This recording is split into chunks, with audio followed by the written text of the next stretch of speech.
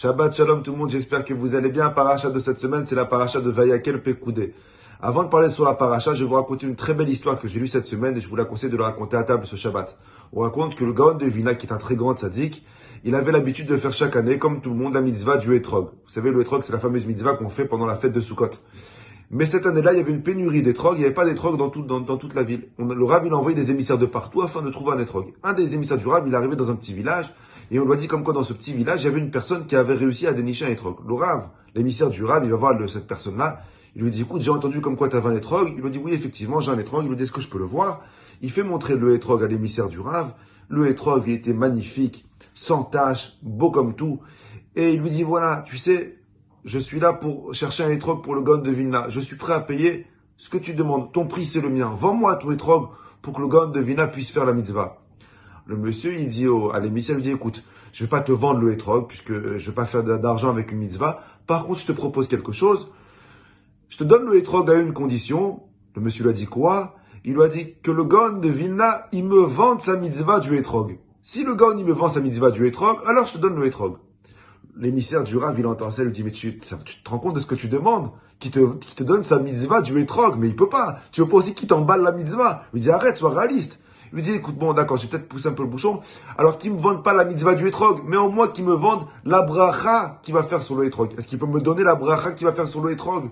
Il lui a dit, écoute, ça j'accepte. Il lui a donné le étrog. L'émissaire du Gaon, il arrive chez le Rav, il lui dit, Rav, je t'ai trouvé un étrog. Le Rav, il voit le étrog, tout emballé, tout enchanté, mais il n'ose pas lui dire comme quoi il y a un hic, que tu vas devoir lui donner la bracha. Et le Rav, il fait la bracha avec enthousiasme, avec kavana, et à la fin, l'élève, il sait plus quoi faire, il va voir le Rav en pleurs, il lui dit, Rav, écoute, j'ai oublié de te dire, je n'ai pas osé de te dire, comme quoi, la mitzvah de la bracha, le monsieur, il la veut. Rav, est-ce que tu es d'accord de lui donner la mitzvah de la bracha? Et le Gaon de Vilna, il le regarde en souriant, il lui dit, mon fils, c'est pas un bon commerçant. Il lui dit, pourquoi? Il lui dit, parce que pour faire cette mitzvah du étrog, il m'aurait demandé tout mon Gan Eden, tout mon monde futur, et je lui aurais donné. L'élève, il était abasourdi, il lui a dit, quoi? Tu serais prêt à donner tout ton monde futur pour une seule mitzvah? Et le Gaon de Vilna lui dit, mon fils, est-ce que tu penses que j'ai besoin, moi, du Gan Eden? Moi, j'ai besoin de servir Hachem. Moi, ce que je veux, c'est servir Hachem.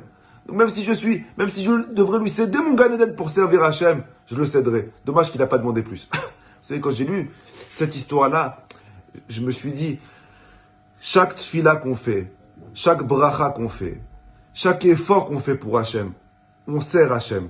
Plus on sert Hachem, plus on le rend fier de nous. Chaque fois qu'on sert Hachem, on se rapproche d'Hachem.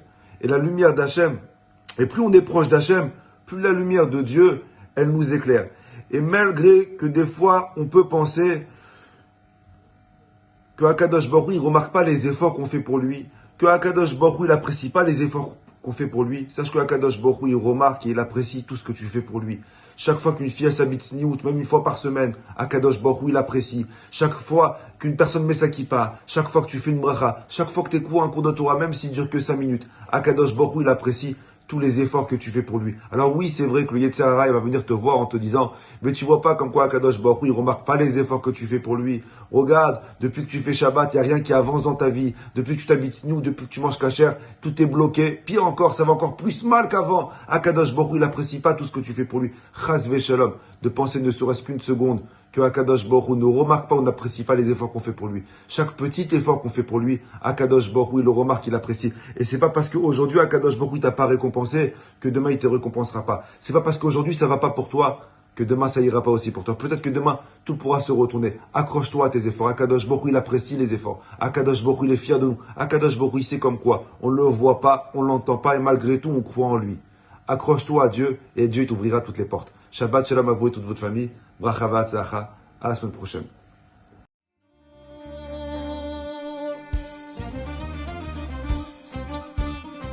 احنا جايين من كل مكان للصويرة زينة البلدان نزورو ونرجع فرحان